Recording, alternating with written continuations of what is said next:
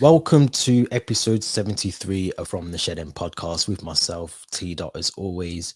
Theo, how you doing? How's things? Not bad. We were just saying the last time we recorded together, we called the episode Unbeaten Potter.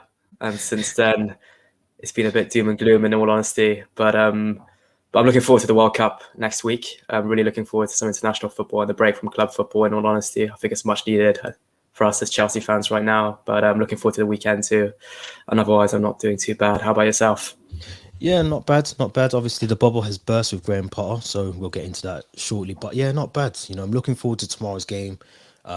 Like yourself, and I'm looking forward to the World Cup now as well. I wasn't before, I'll be honest. I think up until maybe last week before, when the squad started to get announced, I wasn't really looking forward to it because I just think it's so weird that it's in the middle of winter over here anyway. And yeah, it just seems odd, but we've got into the spirit. We'll talk about England later. We know the squad. But yeah, apart from that, I'm good. It's Friday. What can I say? Before we get into it though, anyone who is listening to this on audio or on YouTube, make sure you subscribe to the YouTube channel and also hit the Linktree link in the description as well. It'll take you to all the previous podcast episodes and also the social accounts as well. But I want to start all the way back from last Sunday, early kickoff, London derby. A game that we really, and I did say, I think I said Brighton was a must win. Arsenal was definitely a must win. Tomorrow is a must win, but Arsenal for bragging rights was a must win. Give me your thoughts on Arsenal, Chelsea. What went wrong? What didn't we do? I thought it was probably one of the worst Chelsea performances I've seen in a very long time. I felt like Arsenal always looked like they were more likely to score than us. Our front three of Sterling, Aubameyang and Havertz never really got into the right places or right spaces, or they never looked like they could give each other the support they needed either. I felt like maybe, all honesty, I'm not going to make this up. When Arsenal scored, I thought, okay, this could be good for us. It could actually wake us up now, create a bit of sense of urgency. We could actually maybe now wake up and try to get an equaliser and hopefully a winner in the next 20, 30 minutes. But in all honesty, it did the opposite. We looked so lackluster after they scored. There was no reaction to that. There was no fight for some of the players, no urgency as well. I thought we weren't winning those loose balls. It was just really overall poor performance. I felt like Aubameyang, I think he only touched the ball 8 times. And I want to say that he goes to the game, but as well, he didn't get the support. You look at Havertz, how poor sometimes he is when he's on the ball or on the wing to get that ball into the right space and find the right player. And I think the goal just summed up how poor we were in the day. It was calamity of mistakes defensively. I don't know what Cucurella was doing, who he was marking, or how he just let the ball go in between him and the keeper. I think Mendy as well. He needs to be claiming those type of balls. And then again, no one was marking Gabriel, the goal scorer. So I think defensively it was very poor to concede that goal, especially from a corner. And offensively as well, I thought we never looked like we were going to score. And like you said, it's one of those games I just hate to lose. All my mates are Arsenal fans, bragging rights. The group chats pop off after these type of games, and Arsenal as well. They're really starting to actually cement themselves as one of those teams now that could potentially do it. You look at Leicester in 2016; they just did their thing and they let other teams make the mistakes and they capitalized. So fair play to them, but yeah, really disappointed. Yeah, I was definitely the same. I think, it was going into the game with a bit of optimism. I thought, obviously the Brighton game in the Premier League before that, and then the Zagreb game gave me a bit of confidence going into it with, the Zagreb game wasn't the best. We didn't play perfect football, but it gave me something to go on and thought, right, we're going to be able to at least attempt to go into that game with a bit of purpose. And I think what was clear as everything to see was just no fight from any of these players. None of the players on the pitch looked up for the game. And to say that in a London derby, with the history between the two clubs as well, it just seemed too easy for Arsenal. It was like, I can't remember if I said it to you or someone else, but it was like a warm knife going through butter in midfield. It was just so easy for Arsenal to get through.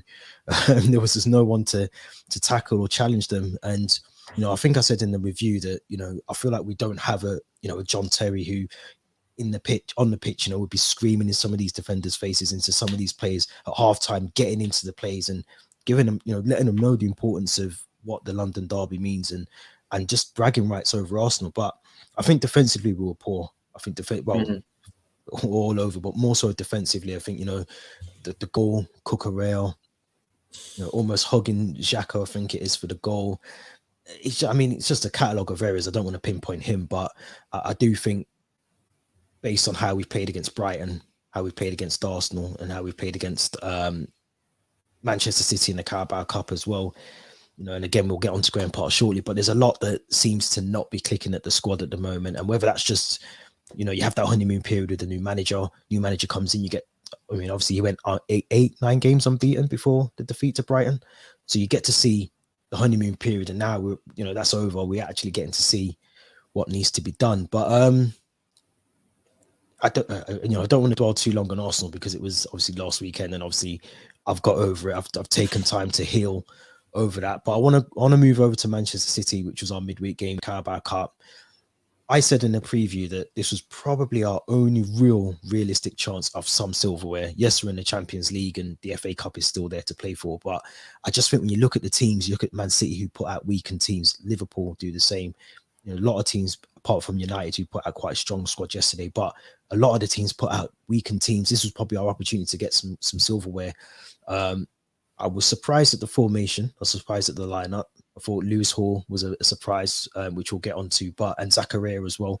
But what was your initial thoughts on the game going into that as well? Obviously, the back of a defeat to Arsenal, and then knowing that Pep was going to rest a lot of, you know, Haaland's, Foden, De Bruyne, Bernardo didn't start as well. Calvin Phillips was on the bench. But what was your thoughts going into it when you saw the lineup and go into that game? I think similarly to you, you kind of look at the League Cup and you kind of think maybe that's our own one realistic chance of getting some silverware this season. At the same time, I think if we were to have won that would have been a midweek game, I think between the two fixtures in December, if I'm not mistaken, or I think sometime in January. So it'd have been another midweek game to have to focus on. But that being said, you still want to win these type of games, but it also shows how strong City are to be able to field that good of a team, and it's arguably their B team in a way. And I thought, obviously, I did want to win it, but when we lost, I was obviously a lot less upset than the defeats against Brighton and Arsenal, because I think top 4 needs to be our priority now this season. In terms of the performance, I thought it was a lot more reassuring than the performance against Arsenal and Brighton. It felt like we actually were looking to create chances. We did actually get players in the right positions to score, but unfortunately, they just didn't really have their shooting boots that day.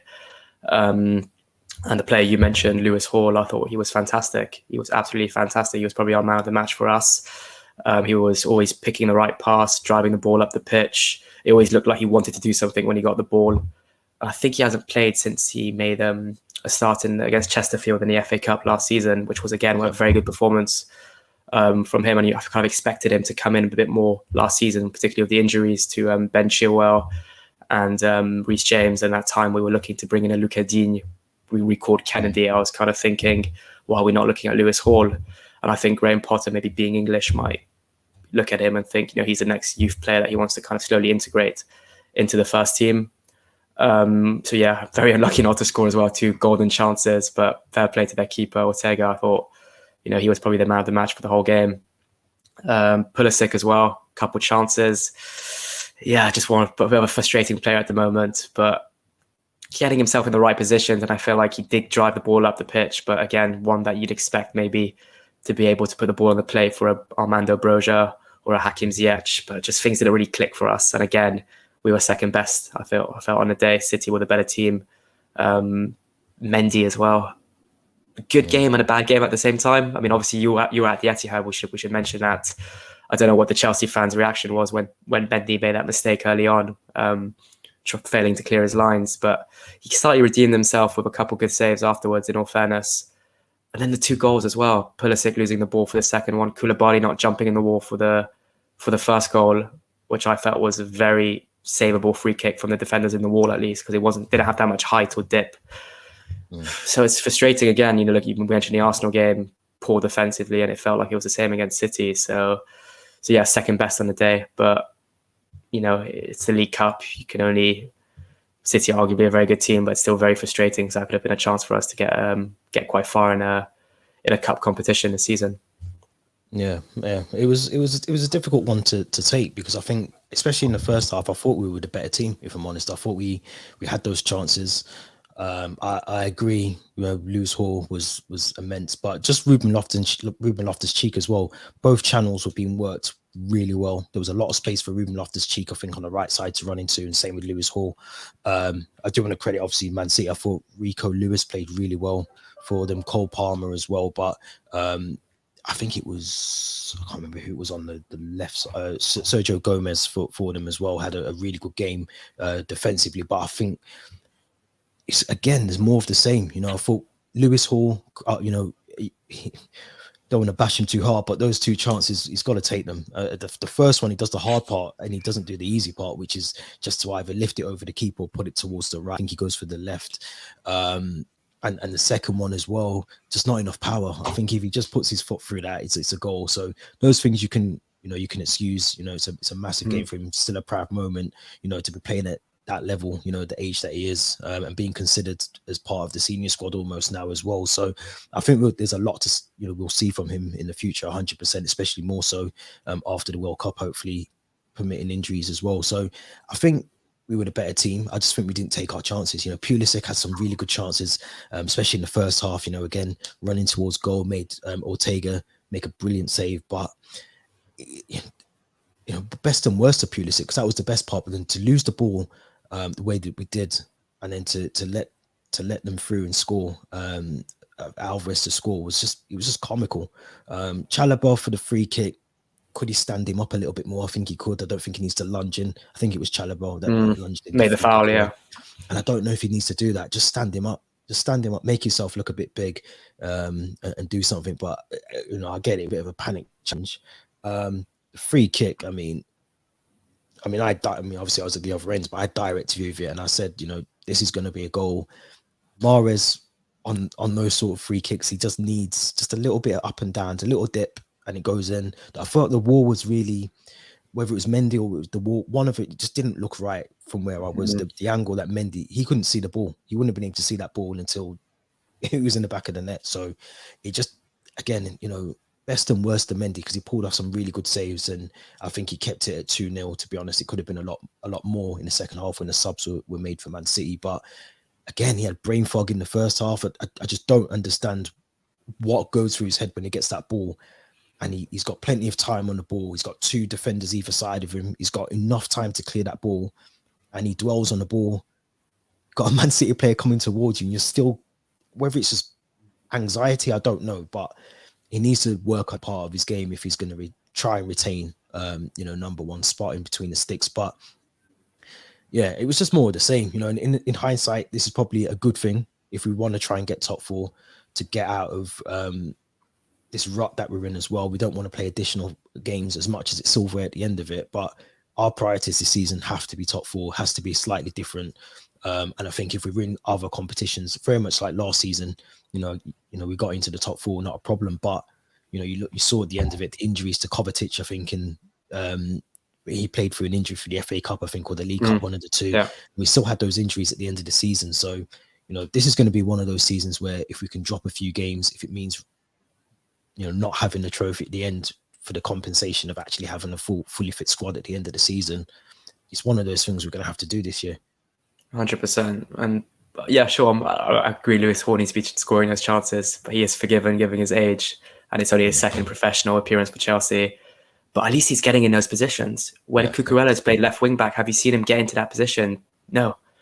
And regarding Mendy, just clear your lines. He's made that mistake, I think, twice now against West Ham, which led to a goal or a penalty, against Leeds at the start of this season. Just clear your lines. Like, surely it takes 2 or 3 mistakes to realize I'm not good on my feet. Just clear it. But like you said, I think he had brain fog, but we saw the best and worst of him because he did pull off some big saves as well at the same time. Same with Pulisic, but I agree, it's just small little lapses in concentration from some of our players that can lead to these goals. And it seems like we just don't have our shooting boots on at the moment. I actually did read, I was just going to quickly say, I read a statistic. It was that Chelsea, only 5 clubs have 5 fewer shots in the league than Chelsea. That doesn't surprise me at all. That doesn't.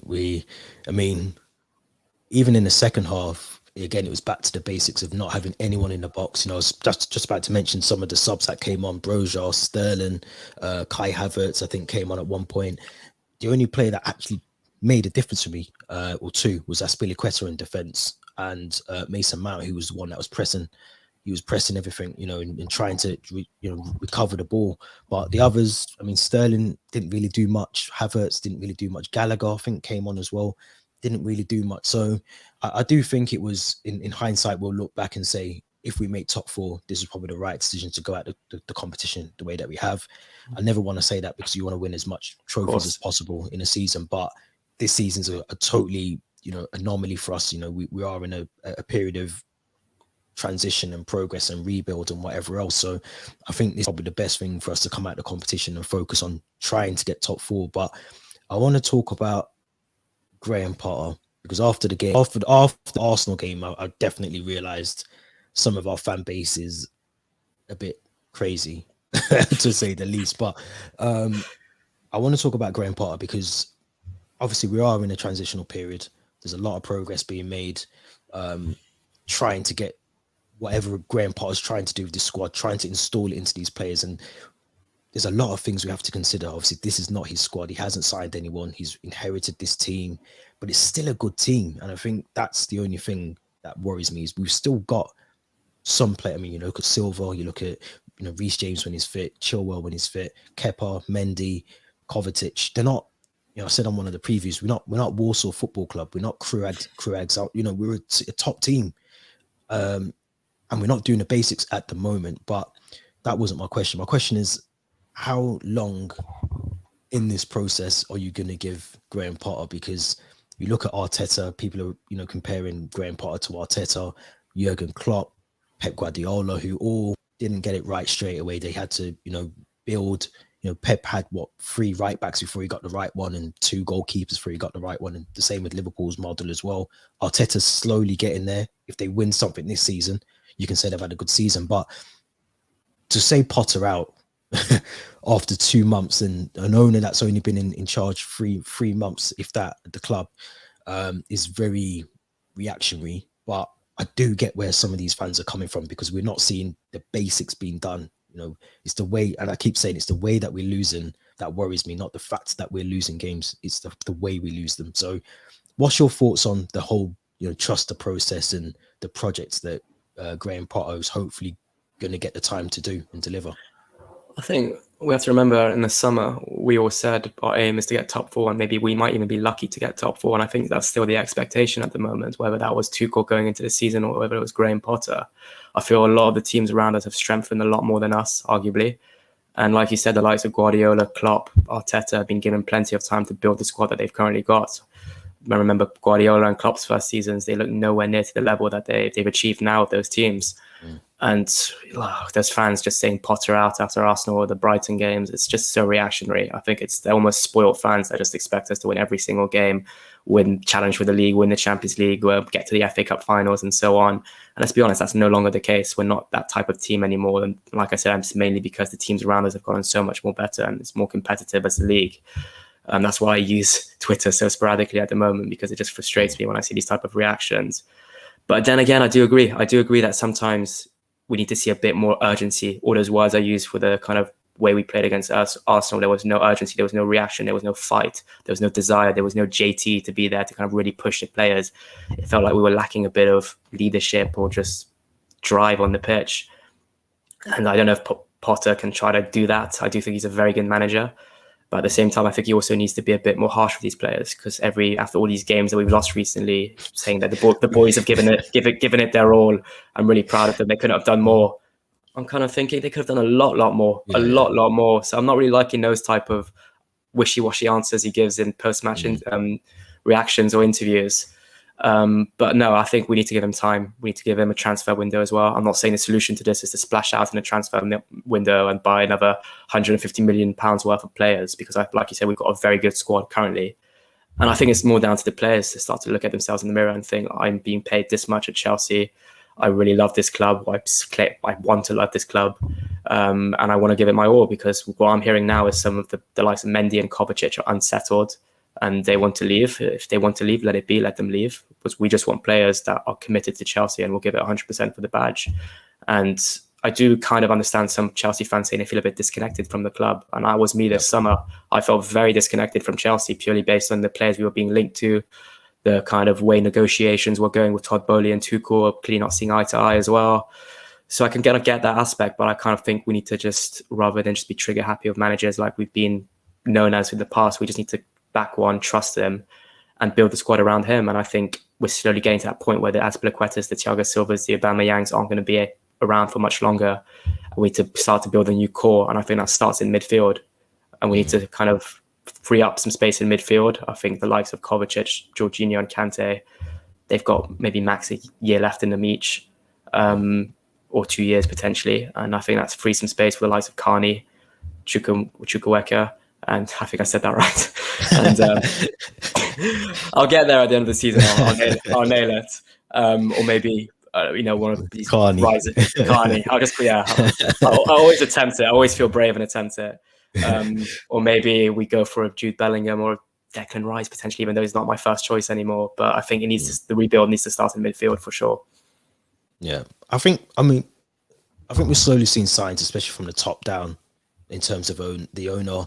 I'll go back to the whole Ross Barkley situation and not being allowing him to sort of dictate his contract. It was, you're not playing for us, you're no longer needed at the club. Here's your money. Your contract's been terminated.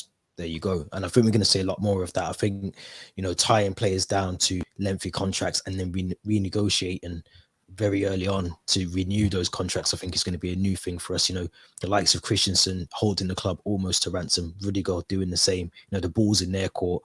I don't think we're going to see that going forward with Todd Bowley. I think it'd be the other way around. If Todd wants you to be there, the manager, Graham Potter or whoever wants you to be there, there'll be negotiations a year, maybe 2 into that contract to extend, as opposed to leaving it till, 6 months. And now the power's moved from the owner, the club, the hierarchy to the player, because the player's the one that's got the power. We won't see that. And I think, I do think Graham Potter's got, I've given 2 summer windows. I think you're not going to get all these players out and players in a summer window. But in between those 2 windows, I need to see some progress. I need to see something that says, right, this is the guy that can deliver this 6-year project or whatever. He needs to be able to do that, but we're not seeing that at the moment. And that's why my frustration with Graham Potter is not that he's not the man for the job. I'm just not seeing anything to tell me that he is the man for the job either. So I think give him 2 summer windows. Like you just said, the midfield needs, a whole new makeup, facelift, whatever they call it. It needs everything doing to it. Striking areas, attacking department needs that as well. And like you just said about Thiago Silva, 39 next year, he might get 1 more year out of him, but you do need to start thinking about, replacements for him as well. So I'm trusting the process until I can clearly no longer trust it. He's got 2 summer windows. I think that's long enough to see progress. Not saying win the league. I'm not saying win the Champions League, but I need to see some sustainability and progress in terms of what Graham Potter's trying to install. And I think we can only give him a fair review or fair crack at the whip until he's actually brought those players in that he actually wants to bring in. And I don't think we can go against that at the moment. Yeah, completely agree. I can just echo everything you said, and we have to trust it. I'd give him 2 summer transfer windows too. And like you said, midfield needs a whole new revamp, and I think it's looking more and more likely we're going to get Nkunku up front.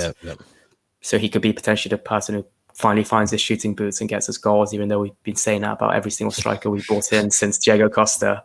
But I think only time will tell. But I definitely feel like we need to give him more than this season to start kind of forming our opinions and just finding out whether we can trust this process or not. And this is one of the problems, I think, as well, is that we've been covering over the cracks for years, and now we're paying the cost for it.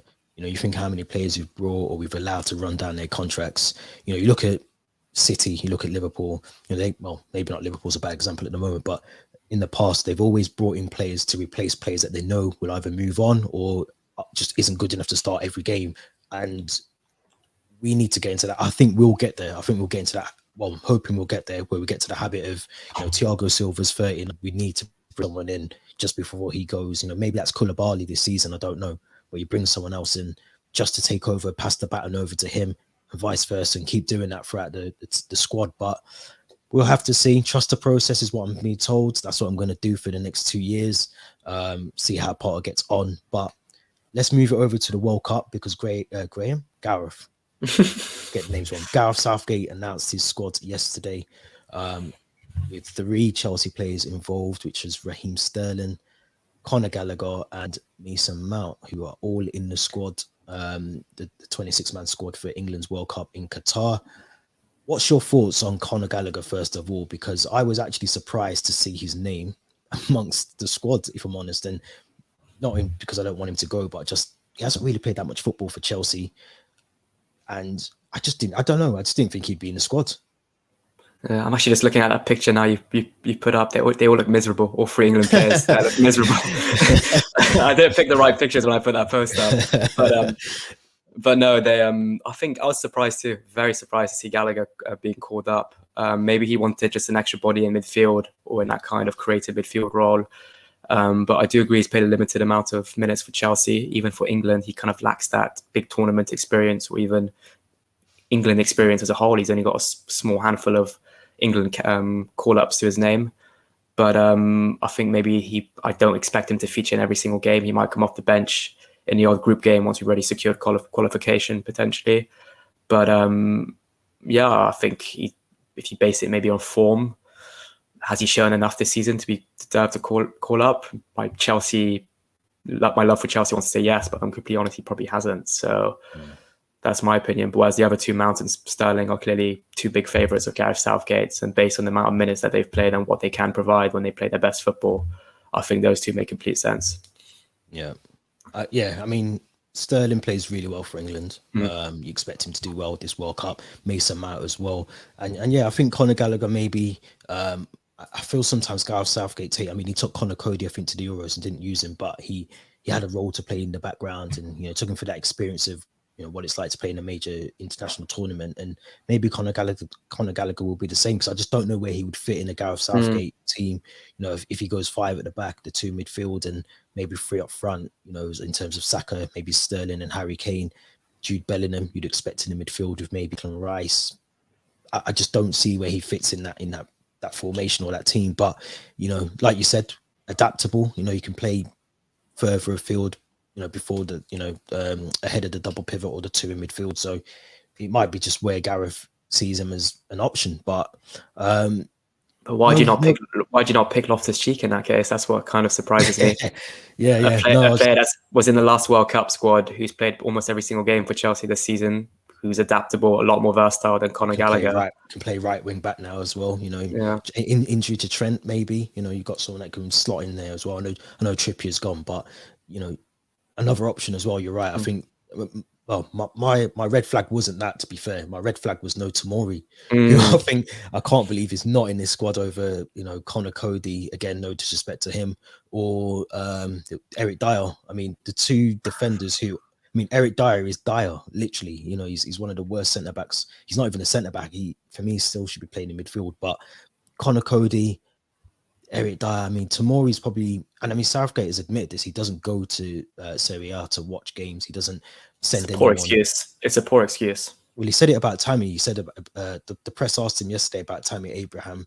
And I think Gareth Southgate basically said, he's been on a goal drought. Bearing in mind he scored the night before the squad. I saw that. Yeah. And yes, he's been on a drought, but it's not just all an end. He should be scoring. That's what he's in the team to do. But he does a lot of he holds up the ball really well. There's a lot of attributes that Tammy Abraham would bring to a World Cup squad, in my opinion. But I don't know what you think about Abraham Tomori not being in the squad. Did it shock you? Was it not a shock? Abraham, not as much of a shock. I think he's only scored 2 or 3 goals this season. And maybe you rather someone like a Callum Wilson who can take penalties as well and who's a lot more informed than a Tammy Abraham. But like you said, the Tomori decision completely baffled me. But how players like Maguire, Dyer, and Cody are picked over a player like Tomori, it's shocking. And I think it's Southgate saying he hasn't seen enough from the younger players, meaning Guehi, Tomori, and Tammy, I think, to deserve being called up ahead of the experienced players. What can Tomori do more then win the Serie A and be arguably Serie A's best defender. And like a player that can play in a back two, he can play in a back four and a back three. I don't know, it's very surprising, but Southgate seems to be able to build a good kind of dynamic and core around the players that he does pick. So let's just hope that works out for him. Yeah, and you probably expect John Stones, maybe Harry Maguire to be his definite two in the centre back roles. If it's a back three, then maybe look at Eric Dyer, Connor Cody. I'm not sure. Couple of other players that are going from Chelsea. So Cesar Spilicueta is also included in the Spain squad. Hakim Ziyech will be going as part of Morocco's World Cup squad, which is really interesting after his sort of fallout previously to that as well. Dennis Zakaria as well, Mateo Kovacic and Ethan Ampadu also representing Switzerland, Croatia and Wales. So there's a couple of, I think I read earlier on that there's a lot of players that aren't going. Kepa, Reece James, obviously Ben Chilwell. Injuries though. All injuries. Won't be there, will he? I think Jorginho, no qualification for Italy. I've got a smile on my face. Say no more. So there's a couple of players that I'm sure will be over in Dubai anyway. I think that's where the training camp will be. I think especially for those injured players as well. But I'm looking forward to the World Cup. I'm going to be honest. As I said earlier, I wasn't really looking forward to it, but I'm coming up to it now and I'm looking forward to that. So that'll be interesting. But let's quickly turn our attention before we get to the World Cup to tomorrow. Yep, tomorrow, 5:30. Big game, St. James's Park. I feel like I say this every week, but this is a real must-win game. We're creeping into we'll be holding up the bottom half of the table if we lose and results go against us at the weekend. So I feel this is a must-win. End the first part of the season on a high before we go to the World Cup, come back. Hopefully some players refresh more than others. But what's your thoughts on Newcastle, their form? Almiron looks really brilliant. But what's your thoughts on Newcastle? They've had a brilliant start to the season. All those players that were called flops 2-3 years ago, the likes of Joel Linton, Almiron, have been playing under their skin. And I think Almiron just won Player of the Month for October, I believe.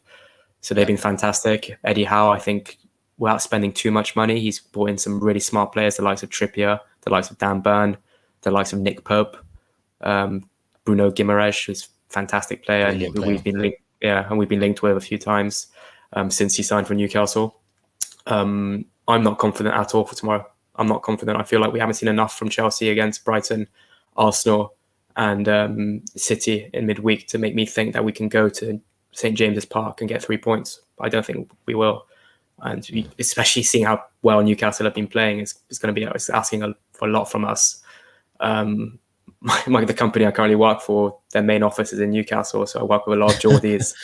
So it feels like bragging. Weekend. Yeah, it feels like bragging rights part 2. I'm not confident. I think a bit of experimentation is needed in the squad as well. If I'm going to be honest, I'd play Lewis Hall.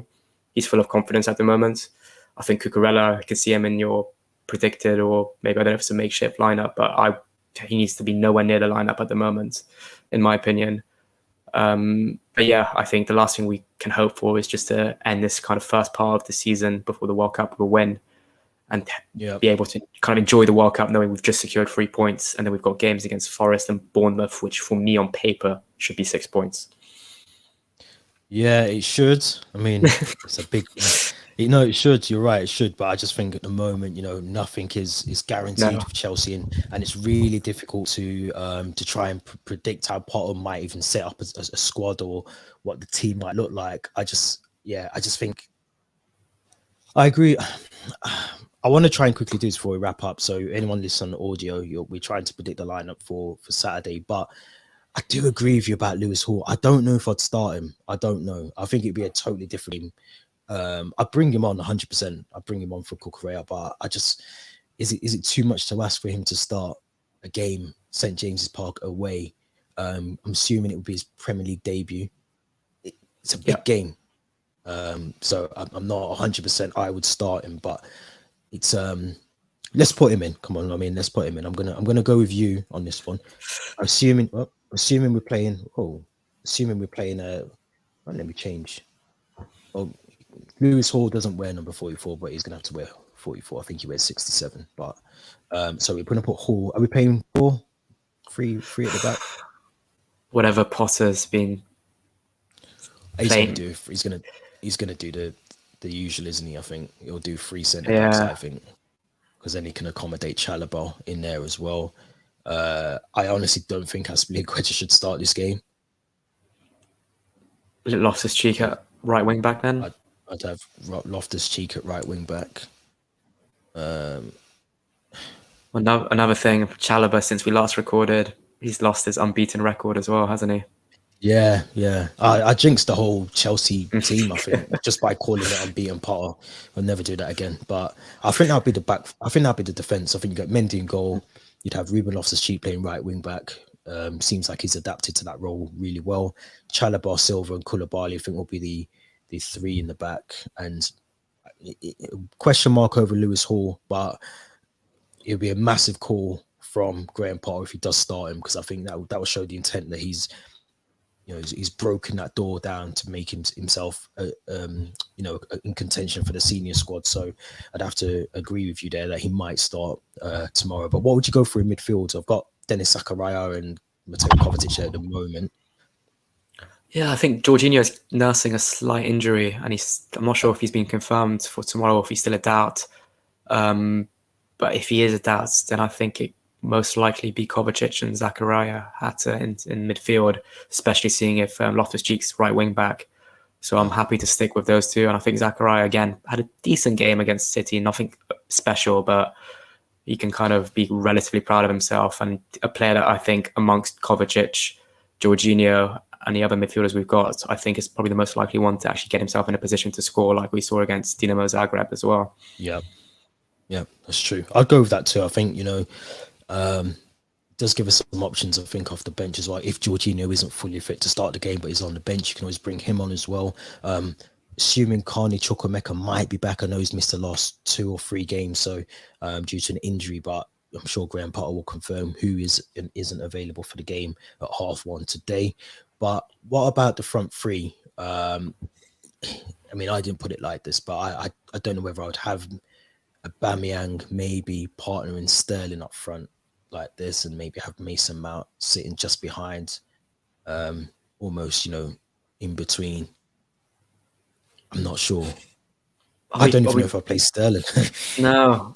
And you might have a Mount or a Sterling that will tell Potter, I don't want to play this game. I don't want to risk an injury, potentially. Yeah. It could be an option. Yeah. So maybe Potter might be forced to look at a Broja or all the others are going to the World Cup, aren't they? The likes of Pulisic, the likes of Havertz. Yeah, they all. I think all that sort of forward attacking roles. I think pretty much all of them. Hakim Ziyech will be going. I think there'll be subs. I think I noticed on Wednesday a lot of the players obviously that are going to be involved in the World Cup came off after 60, 70 minutes of the game. So I think it'd be more the same. There'll be a lot of changes, especially to the likes of Thiago Silva. He's not going to want to miss this, potentially his last World Cup. So he probably may not. This is why I'm sort of thinking, does he actually rest Thiago Silva and just not play him? Can he afford to do that in a game that I've just called a must-win game? I don't know. I think I love Chelsea, I love England, but I want to be selfish and I want to play our best team. I love Silva, so I want to see him do well at the World Cup. But we can't risk kind of not playing our best 11 in this type of game at St. James's Park. But then I look at Mount, Aubameyang and Sterling, and I think, is that our best front 3 right now? What is our best front 3? Because they can't really get on the score sheet, the 3 of them. I don't think Aubameyang scored since Milan away, if I'm not mistaken. Mount's only got the 2 goals to his name against Aston Villa. And Sterling, he scores occasionally in the Champions League, like against Salzburg or Zagreb. But in the league, I don't think he's scored since Leicester or Southampton back in August. Yep. So it's like, I don't know. And then the other options we have can't really score either. Like Pulisic, Ziyech, Broja is still kind of adapting. I think maybe we'll have to stick with those 3. But I mean, what's to say no to that? I mean, why not just play Broja and Aubameyang with Mount? I mean, I don't think they partnered each other at all in any game, and maybe that's the problem. The fact that we've got two. I want to call them number nines. We've got two. We play one. Why not just play two with Mason Mount sitting behind them? You know, Both tall players as well that can like do the defensive work on corners. You're going to need a lot of, you know, I mean, Newcastle's a physical team. They've got some, as you just said, some really tall players. You know, Dan Burn in that squad as well. So I think we're going to need that physicality in both departments, defense and attack as well. So I'm not opposed to that. I think I like that. Yeah, I'd start with Broja. Sterling, I looked at him on Wednesday and I just thought, you take 25 touches before you've even decided what you're doing. So this is not a game to, and like you said, you know, injuries, and it's a good sub to come off the bench with as well. I think it's a really good option to come off the bench. It's not a good, it's just it's an option. It's not a good option, it's just an option. I don't want to overhype him, but I'm not against that at all. I think if that's the squad, I would not be annoyed at that. I think it's a good squad. If you're right in saying that they've never played together this season, which I don't think they have, I think you are right. And I remember Aubameyang kind of complimenting a lot Broja in his pre-match interview before, I think it was the Arsenal game, saying how he's a great player and he's very confident in training. I think it could be quite an exciting partnership to watch on Saturday. So yeah, I'm all for that front three of Mount, Aubameyang and Broja. And here's where we find out Broja's picked up a knock at 1:30 in the press conference. He's not actually in the squad for tomorrow, but hopefully not, because obviously that would ruin his World Cup opportunity. But I think that's a really good squad. I'm happy with that. I think that's what we should go with. Before we wrap, as we always do, I'm going to let you go first. What is your score prediction for tomorrow? 5:30 kickoff as well, late kickoff, evening kickoff. I'm pessimistic, and I think I'm going to expect the worst and hope for the best. So I'm going to go 2-1 Newcastle. Oh, okay. I think it'd be 1-1. I don't think we'll win. I think it'll be a really difficult game for us as well. And I think Newcastle have that many chances. We'll be lucky to come away with a point. I think defensively, and again, why I probably wouldn't start Lewis Hall, but defensively, I think we'll be on the ropes a lot of that game. And Newcastle in form, they'll be up for this game 100% at home as well. Last game before the World Cup. Points to be proved by a lot of these players who will be going to represent their countries, you know, some of the South American teams as well. So yeah, I think I'm going to go 1-1, sit on the fence slightly, but either way, this is a massive game for us, must win in my opinion. Must win, but we're both saying we're going to drop points. I love it. So yeah, I'm sitting on the fence. I'm sitting on the fence today. It's comfy, but yeah, I mean, either way, you know, I'm sure we'll do some episodes throughout the World Cup, maybe review some of the games as well. So if there's anything anyone wants us to discuss, or if anyone wants to jump on as well, I think we should get people more involved in the podcast as well. So if you're a Chelsea fan or you're just a football fan, following some of the teams in the World Cup, let us know. Drop us an email or a DM and let us know as well. Theo, as always, thank you very much for joining me. It's been a pleasure. Episode 73, we're nearly at the 100 mark. Couple more episodes to go. As I said earlier, hit the Linktree link in the description. It'll take you to all the social accounts, podcast episodes as well. Don't forget to subscribe. Hit the link in the like button as well, and comments as well. Let us know your thoughts for the lineup for tomorrow. Thank you very much for watching. We'll be back very soon. Until next time, thank you very much. Stay safe. All of that stuff.